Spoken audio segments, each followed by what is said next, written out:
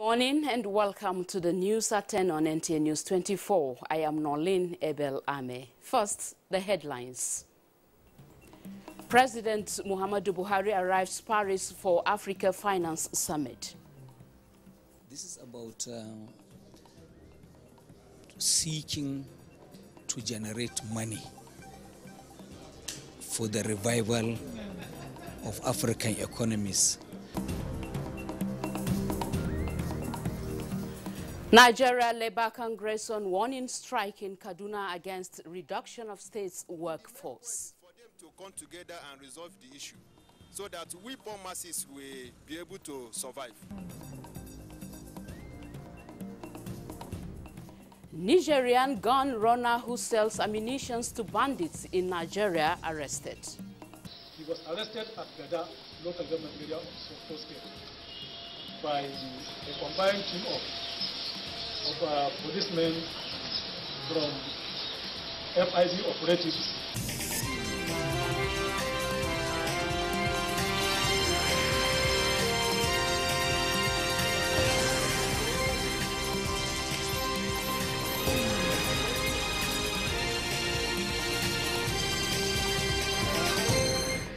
We begin the news by telling you that President Muhammadu Buhari is in Paris, the French capital, ahead of the African Finance Summit. The summit, to be hosted by President Emmanuel Macron, will focus on Africa's economic situation following shocks from coronavirus pandemic, as well as getting relief from increased debt burden. State House correspondent Adamu Sambo has details. President Muhammadu Buhari alighting the Nigerian Air Force 001 aircraft at Abuja International Airport, Paris at 10:15 Sunday evening local time. It is his first official visit to Europe since the outbreak of the coronavirus pandemic in February last year.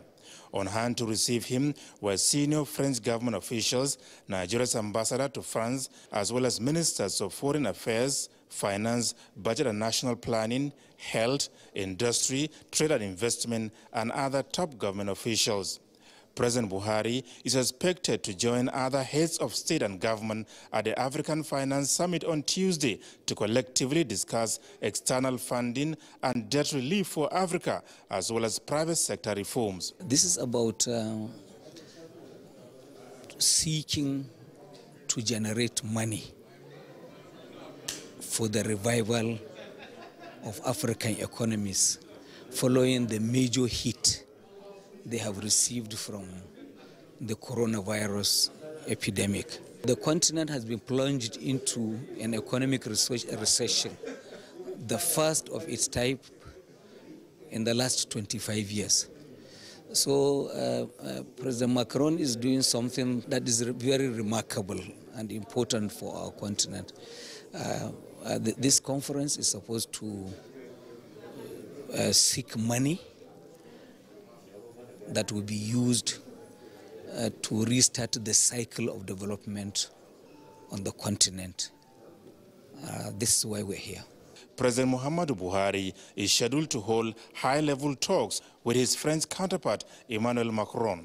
The two leaders are expected to discuss growing security threats in the Sahel and the Lake Chad region and other areas critical to the economies of both countries. Security is a key issue, is a key element of the president's election and re-election agenda.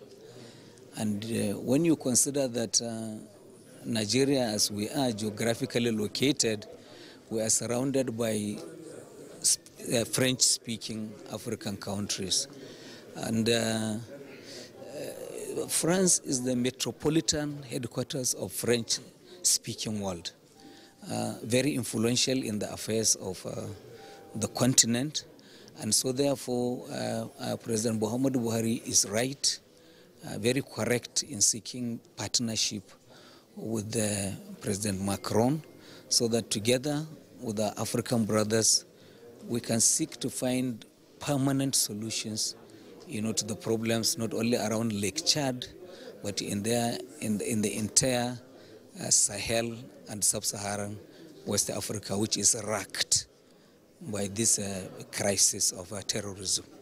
During the visit, President Muhammadu Buhari will receive key players in critical economic sectors as well as heads of other European institutions. From Paris, France, Adamu Sambo, NTA News. Thank you, Adamu Sambo. And back home, President Muhammadu Buhari has called on religious leaders of all faiths and backgrounds to unite in support of the fight against terrorism, kidnapping, banditry, and novel coronavirus pandemic. The president spoke in response to the Sultan of Sokoto, Alhaji Saad Abubakar III, who called to felicitate with the president on the successful completion of the Ramadan fast and the observance of the Eid. The president called for continuous dialogue between the leaders of the two major faiths for peace and stability to reign in the country. President Buhari commended the Sultan for his effective leadership of the Muslim Ummah and credited him with the unity of the community sustained under his watch. 1 in every 4 men and 1 in every 5 women are hypertensive according to statistics.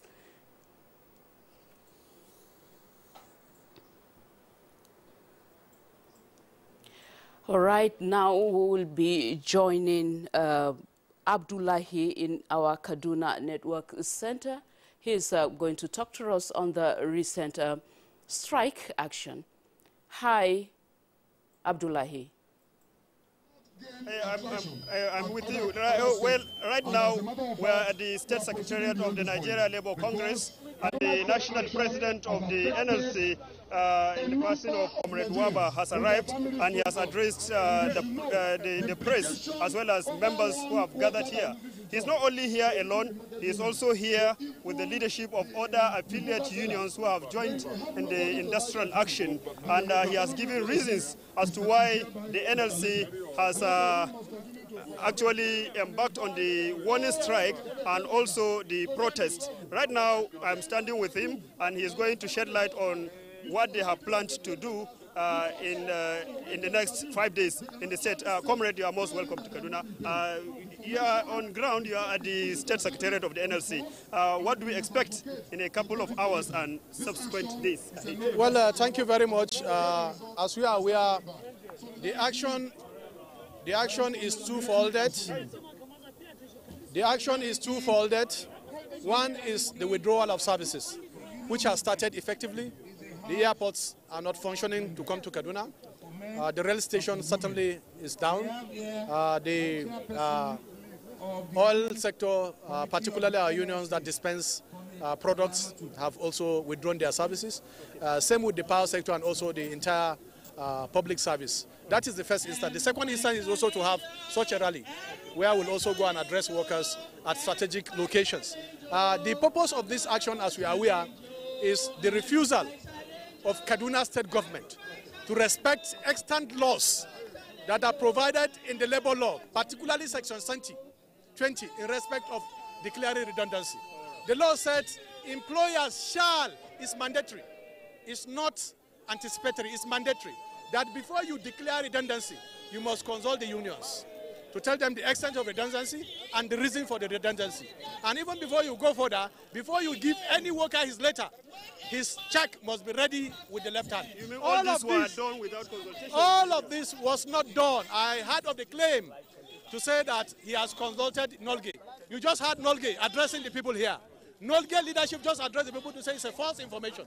No consultation. All the public sector unions are here.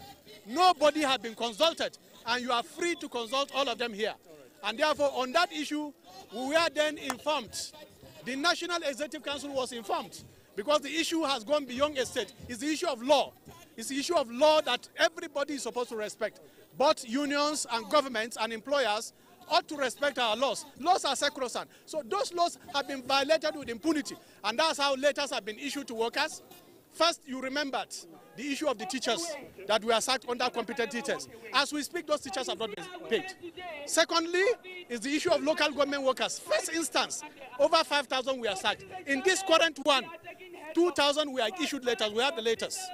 We have also those from the primary care agency, 1,700, and those from SUPEP, 4,000. All of those we have the letter. And we are aware 11,000 have already been penciled. So and that's why somebody will ask, why didn't you protest before now that these workers were sacked? this is the fourth time we are coming here. In other protests, we didn't withdraw service. In the other protests that we are here more than 3 occasions. You remember when the teachers were sacked? 30,000 workers came out with their letters to say that we have been sacked. And everybody saw, the world saw it. And therefore, this is the first time, it's because it's adamant nature that we are now joining strike to the issue of protest. So this is as a matter of last resort, which the law allows. Could you accept negotiation with the state government? Yesterday he claimed, and I want to say it's false, that we are invited for negotiation and we didn't turn up. Is false information. I have it on record.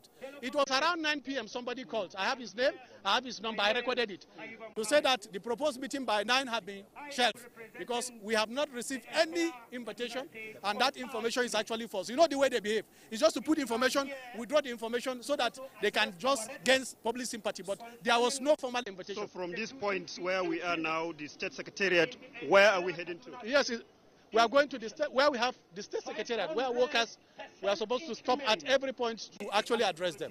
As we go, we'll be asking workers and citizens. Thank you very much, comrade. And that was the national president of the NLC, and we'll keep you updated as the protest and strike continue to unfold. That is the situation for now. Right, very well, Abdullahi. Thank you so much for the update. Our correspondent Abdullahi there in Kaduna via broadband. And now moving to health matters. 1 in every 4 men and 1 in every 5 women are hypertensive, according to statistics. Aisha Ubali in this report examines the causes, prevention and management of hypertension. It is commonly referred as the silent killer.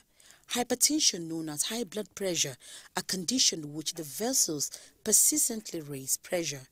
Although medical experts have classified blood pressure into 2, primary and secondary, they have also continually advised adults above 30 years to endeavor to live a healthy lifestyle and present themselves for regular check. I'm aware. Okay. So that's why I did this yesterday. And the doctor said, very okay. The last time I checked was November last year. According to statistics, it has been estimated that nearly 1 billion people globally are affected by hypertension, with 1.5 of the population not aware of their condition. This figure, they say, may rise to 1.5 billion by 2025.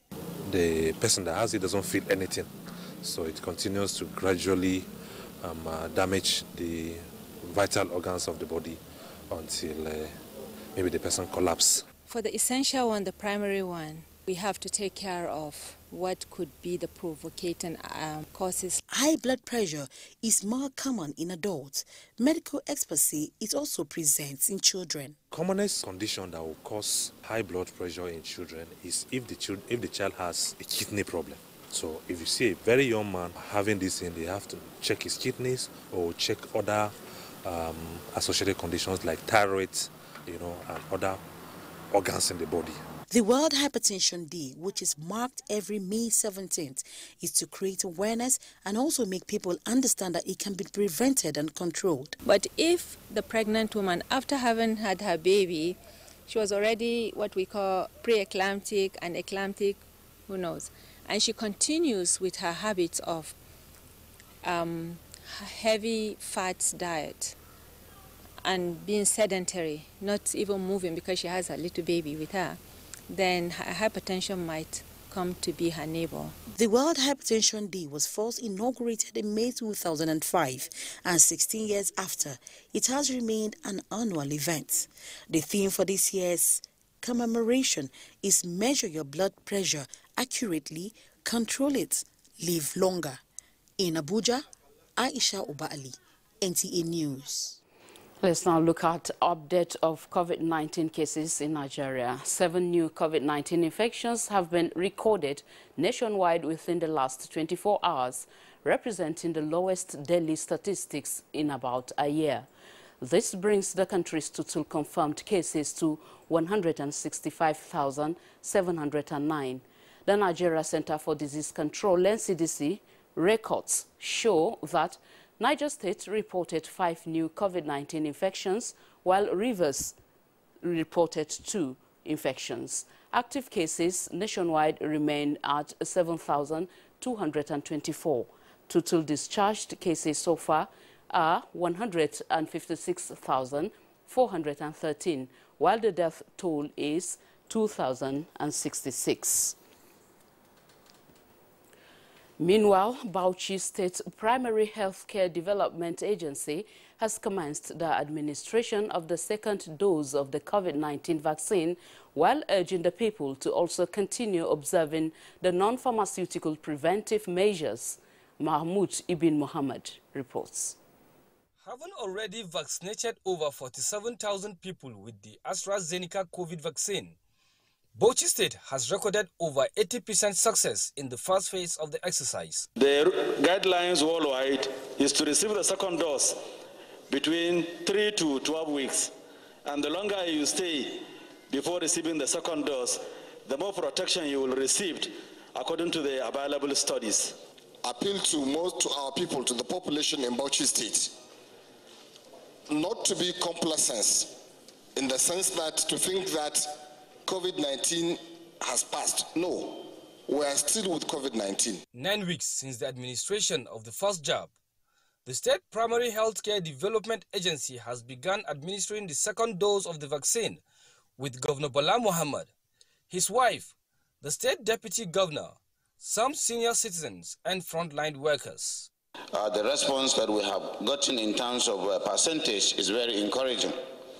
We want to call on the federal government to work with the states to make sure whatever needs to be done is done, to deploy resources to procure these vaccines for total coverage of our citizenry. We have to know that the vaccines are not a perfect fix for COVID-19 infection. We still need to practice other precautions like wearing masks, social distancing, and washing until public health officials say otherwise. With only 14 cases so far under management, the state has recorded only 540 cases this year with no casualty. In Bauchi, Mahmoud Ibn Muhammad, NTA News.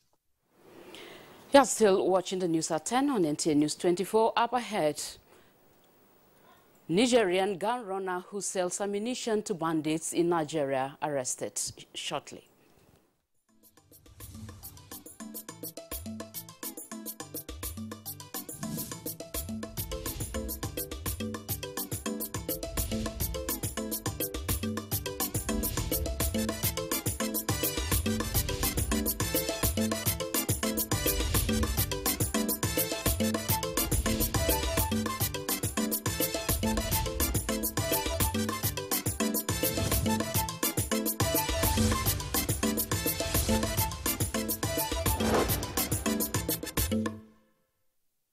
Thank you for staying with us on the news at 10 on NTA News 24.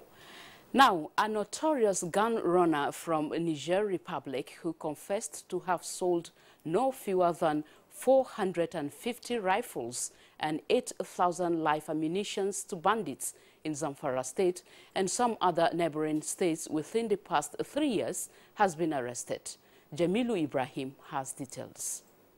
The proliferation of small and light weapons within and across Nigeria has over the years been identified as one of the major factors that have heightened the sustainability of terror by insurgent groups and other criminal elements in the country. Zamfara is one of the states of the Federation worst hit by the problem in recent years, which obviously makes the ongoing fight against armed banditry, kidnapping and cattle rustling bedeviling the state seemingly interminable.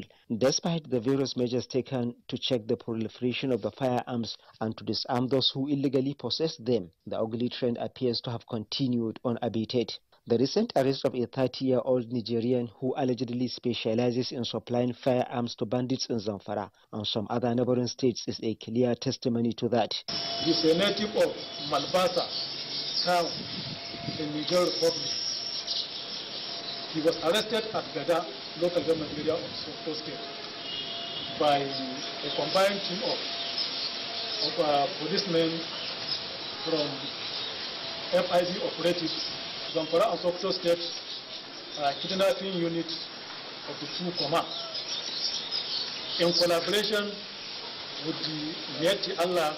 The notorious gunrunner was arrested alongside some other suspected armed bandit kingpins who have been allegedly terrorizing communities in Zamfara, Katsina, Kaduna, Niger and Kogi states over the years. He has confessed to have sold no fewer than 450 different categories of rifles and 8,000 live ammunitions to various gangs of criminals in northern part of the country within the past 3 years. I sell the rifles and ammunitions to bandits at their various enclaves, especially in Zamfara and Niger states. The suspect claims that he imports the deadly weapons to Nigeria with the support of a military personnel who gives him a cover at any security checkpoint, adding that he purchases the rifles and ammunitions from some two dealers residing in Niger Republic. I buy the rifle at the rate of 650,000 naira and sell at the rate of 700 to 1 million naira.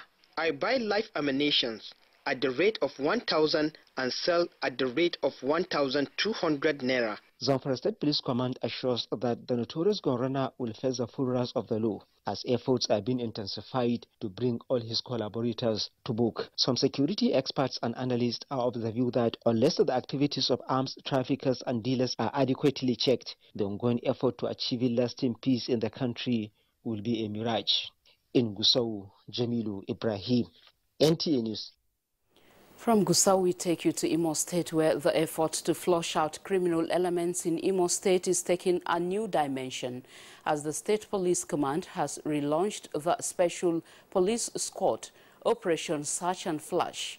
Obianu Jungosu reports that the State Commissioner of Police, Abuja Yaro, assured that the team has been equipped with necessary tools and urged the officers to be professional in discharge of their assignment. Going by the recent security challenges in Imo State, security agencies have continued to evolve ways of tackling the situation. The relaunch of Operation Search and Flush by the Imo State Police Command is therefore one of the latest efforts aimed at ending the series of attacks on government and private facilities. The Commissioner of Police Imo State Command, Abuja Yaro, notes that the team has been equipped to achieve maximum results. He urges them to be professional in the discharge of their assignment and eschew all forms of compromise, stressing that their purpose is to ensure restoration of peace and security in the state. You must comport yourself. You must be compliant with the tenets of operating in an ICT era. There must be decency, there must be comportment, there must be professionalism, and there must be maturity. While warning that no form of cowardice will be acceptable, the CP enjoins leaders of the teams not to deviate from their mandate in order to achieve the desired result. The activities of the tactical team is expected to cut across the 27 local government areas of Imo State. In Owerri, Obianu Junwosu, NTA News. The Ogun State Police Command has rescued about 22 underage girls from a brothel in Ogun State. The underage girls were allegedly brought to Ogun State from Akwa Ibom State by two child traffickers for prostitution. Yemi Dalemo reports that the girls have been handed over to the National Agency for the Prohibition of Trafficking in Persons, NAPTIP, for further investigations. The girls, who are between the ages of 10 and 14, were allegedly brought to Lagos by a suspected child trafficker under the pretense of providing job for them at a restaurant as sale agents so that they can be sending money to their parents in Akwa Ibom State as a way of rendering financial assistance. However, upon their arrival in Lagos, they were brought to a brothel in Iteleota, Ogun State, and lured into prostitution where their mobile phones were seized to discourage them from contacting any of their relatives. Receiving information on the illegal activities of the traffickers, Songwater Divisional Command of the Ogun State Police Command swung into action and rescued 22 underage girls at the brothel. We were able to arrest the manager of the hotel and some other suspects that were met in that particular place. Some of the victims, who claim to be orphans, say they are ready to start a new life. I don't get father, I don't get mother, Why do you carry me to Kwacho? I should come and do this work. He tell me don't worry. The girls and the 2 suspected child traffickers were later handed over to the officials of the National Agency for the Prohibition of Trafficking in Persons, Lagos Zonal Command, for further investigation on the matter. Ogun State Police Commander Napti say effective collaboration among security agencies will put an end to cases of child trafficking in Nigeria. In Abeokuta, Yemi Dalimo, NTA News. And in Kaduna State, Police Command has apprehended 5 suspected rail track vandals at Dale village of Jama local government area and recovered 2 trucks loaded with locomotive railway sleepers. A statement by the Command Public Relations Officer, ASP Mohammed Jalige, says the suspects are currently undergoing interrogation and efforts are being intensified with a view to identifying all those involved in the destruction of critical national infrastructure. The police therefore advises the general public to disregard the video in circulation attributing the incident to the Abuja-Kaduna rail track, as the 2 incidents have no direct link. You are still on to the news at 10 on NTA News 24. We'll pause here for a break. Stay with us.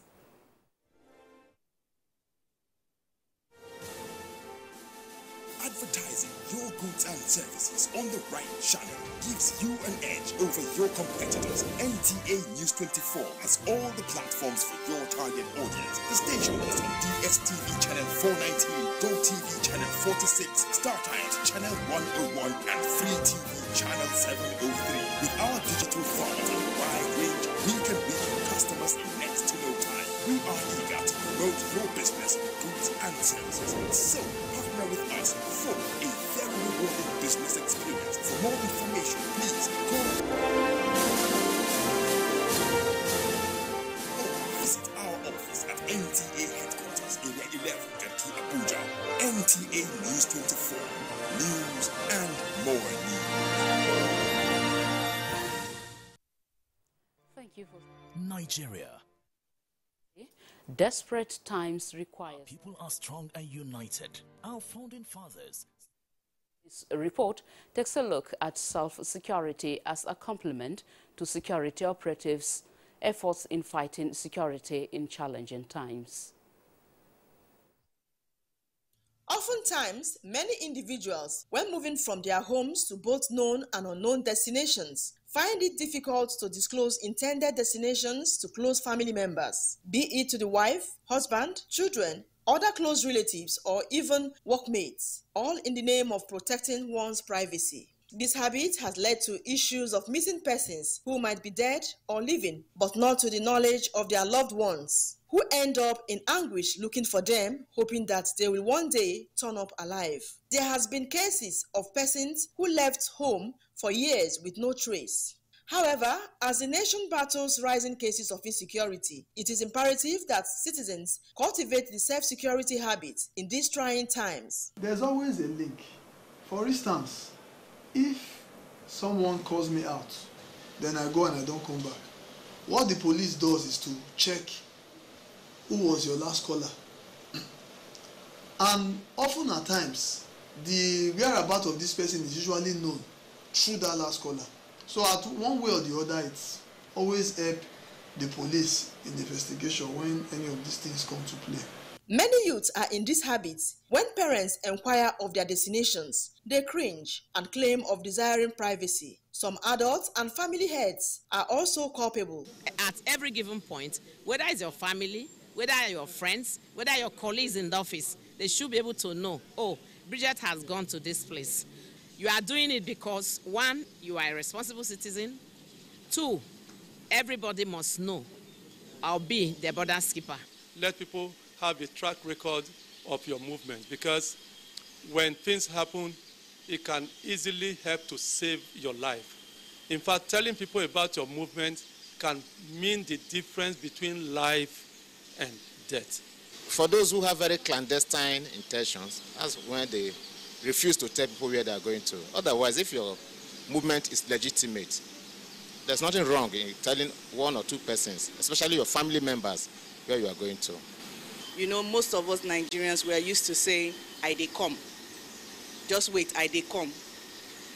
I dey come can be 2 weeks' time, 3 weeks' time. Nobody knows your whereabouts. So some of this security